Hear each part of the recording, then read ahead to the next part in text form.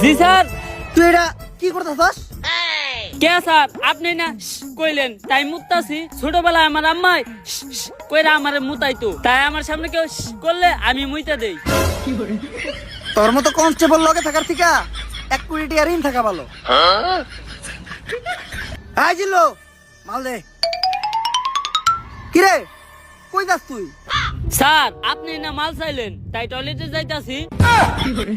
কোন দিন জানি তোরে আমি জুলাই গণহত্যা মামলায় ভিতরে ঢুকিয়ে দিই, আর বেটা ওই মাল না, আমি আমার বন্দুক চাইছি। এখন ক সকাল সকাল আমার জরুরি তলব দিয়া এই জায়গায় আনাই লোকে। স্যার এনে গাঞ্জা বেচা হইতাছিল। গাজা? যেই শহরের ইন্সপেক্টর বরবাদ রাজা, ওই শহরে কোন হালাই বেছে গাজা? স্যার উই যারা। যাক সকাল সকাল তুই একটা ভালো কাজ করছস, যার লেগে আই ফাঁক ইউ।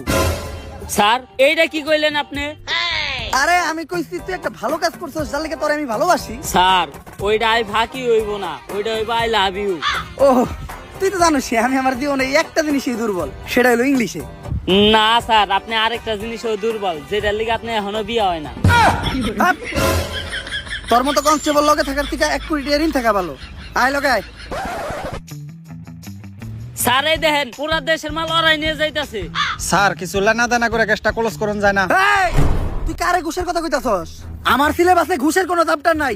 জিল্লু হ্যান্ডকাপ নিয়ে আয়, ওকে ভিত্তে বইরা দিমু। কত দিবি? তাড়াতাড়ি দেখ না কে। স্যার পুরা 5 আছে।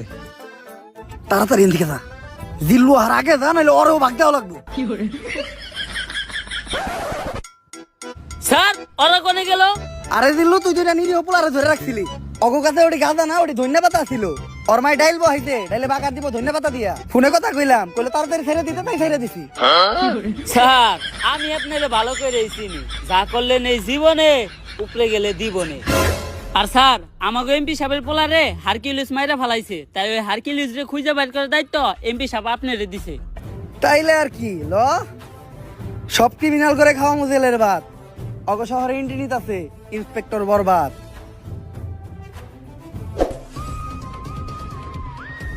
আশেপাশে ভালো করে খুঁজা দেখ, আর কোন ক্লু পাস নাকি। স্যার এই দুইটা জিনিস ছাড়া লাশের আশেপাশে তো আর কিছু দেখতাছি না। পাপির দেহ পোকায় খায়, ধর্ষকদের ঠাই হবে